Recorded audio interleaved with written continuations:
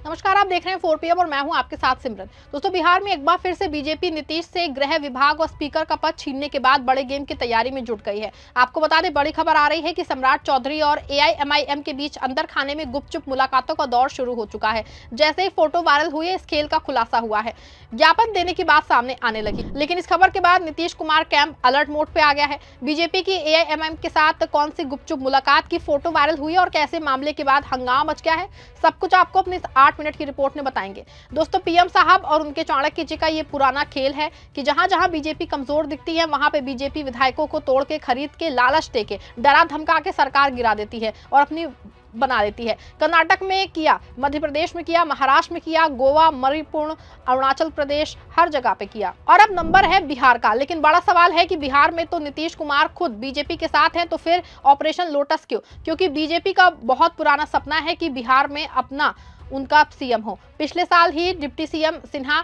साहब तो भरे मन से कह चुके हैं कि अटल जी सपना तब पूरा होगा जब बिहार में बीजेपी का अपना सीएम होगा। और इसके लिए बीजेपी के चाणक्य जी बहुत दिनों से गुणा गणित सेट कर रहे हैं, लेकिन हर बार वो फेल हो जाते हैं। इस बार भी बहुत तगड़ी मेहनत करने के बाद भी नीतीश कुमार सीएम की कुर्सी की बाजी मारने में किसी तरह से कामयाब हो गए हैं। लेकिन उनका सबसे पुराना विभाग जो है, मजबूत गृह छीन लिया गया है। साथ ही स्पीकर पद पर भी बीजेपी का कब्जा हो गया है। वैसे भी नीतीश कुमार की एक आदत है कि वो बिहार की राजनीति में पलटू कुमार के नाम से जाने जाते हैं।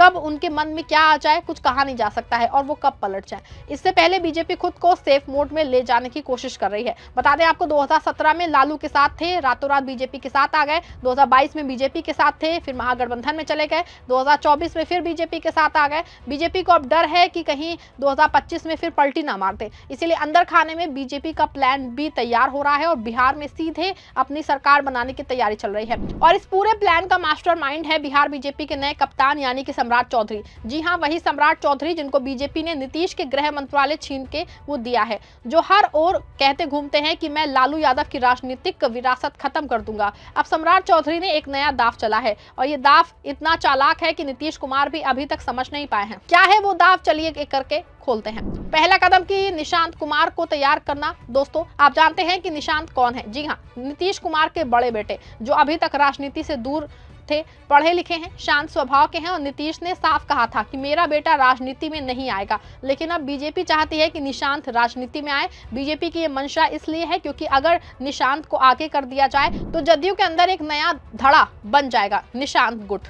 और दोस्तों, इसके साथ ही नीतीश कुमार जो है वो बूढ़े हो रहे हैं, स्वास्थ्य ठीक नहीं रहता है। लोग कहने लगे हैं कि अब नई पीढ़ी को मौका मिलना चाहिए। अगर निशांत मैदान में उतर गए तो जेडीयू के कई सीनियर विधायक का नाराज होना तय है और ऐसे में बीजेपी को मौका मिल जाएगा कि जदयू को तोड़ दिया जाए। और शायद इसी वजह से नीतीश तो नहीं चाहते कि निशांत आए। लेकिन दोस्तों, आपको बता दें कि बीच में संजय झा का कूद पड़े हैं। वो जदयू के राष्ट्रीय कार्यकारिणी सदस्य, नीतीश के बहुत करीबी माने जाते थे, लेकिन अब ये संजय झा ही निशांत को आगे लाने की बात कर रहे हैं। बार बार बयान दे रहे हैं कि निशांत को राजनीति में आना चाहिए। नीतीश चुप है, निशांत चुप है, लेकिन संजय झा लगातार बोल रहे हैं। ऐसे में साफ है कि अंदर खाने में कुछ ना कुछ तो चल ही रहा है। सवाल ये खड़ा हो रहा है कि जब नीतीश कुमार ही नहीं चाहते कि निशांत राजनीति में आए, तो क्यों संजय वो पीछे पड़ गए हैं? आपको बता दें कि अभी 2 दिन पहले निशांत की मीडिया के सामने निशांत को फंसा दिया गया था। कहा जाता है कि इसके लिए पीछे चाणक्य जी का लंबा खेल है।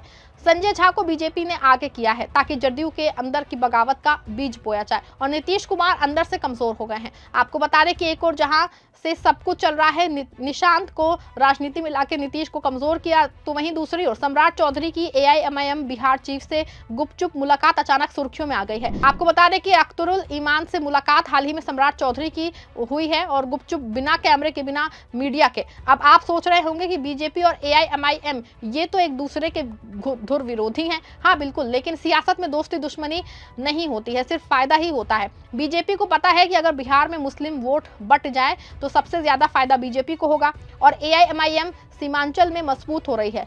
अख्तरुल ईमान खुद बहुत लोकप्रिय नेता हैं, तो सम्राट चौधरी ने सोचा कि क्यों ना अख्तरुल से हाथ मिला लिया जाए और उन्हें साथ लेके महागठबंधन को तोड़ दिया जाए। यानी एक तरफ जदयू को तोड़ो, दूसरी तरफ आरजेडी के वोट कटवाओ। आपको बता दें कि चाणक्य जी का एक महा प्लान बना है जिसमें 89, 19, 6-6-5 का गठजोड़ था।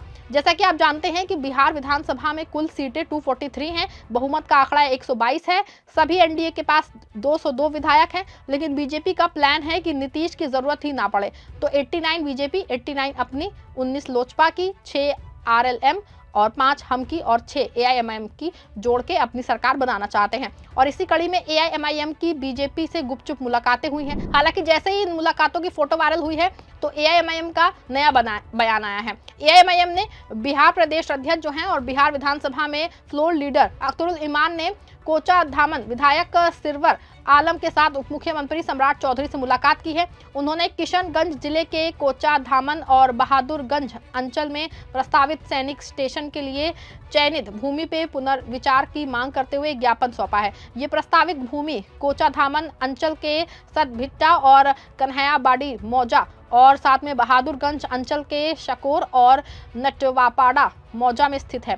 ज्ञापन में बताया गया है कि हर क्षेत्रों में धार्मिक स्थल, सैकड़ों परिवारों को आवासीय बस्तियां और पीढ़ियों से चल रही खेती, पशुपालन प्रभावित हो सकते हैं। अख्तरुल इमान ने जानकारी दी है कि लगभग 250 एकड़ के इस क्षेत्र में ईदगाह, मस्जिद, कब्रिस्तान और घनी आबादी है।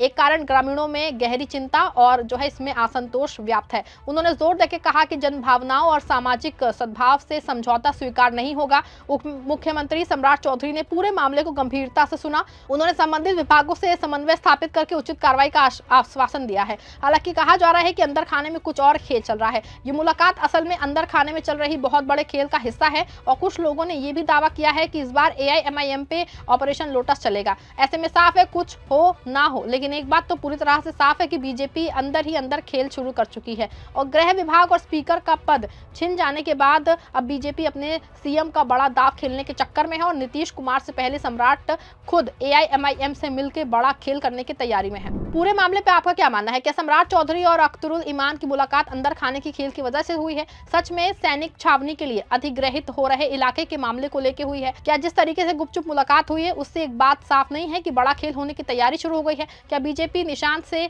बयान दिलवाने के साथ निशांत को राजनीति में लाके नीतीश को कमजोर कर देना चाहती है? पूरे मामले पे आप जो भी सोचते हैं अपने कमेंट में लिखिए, खबर को लाइक और शेयर करिए।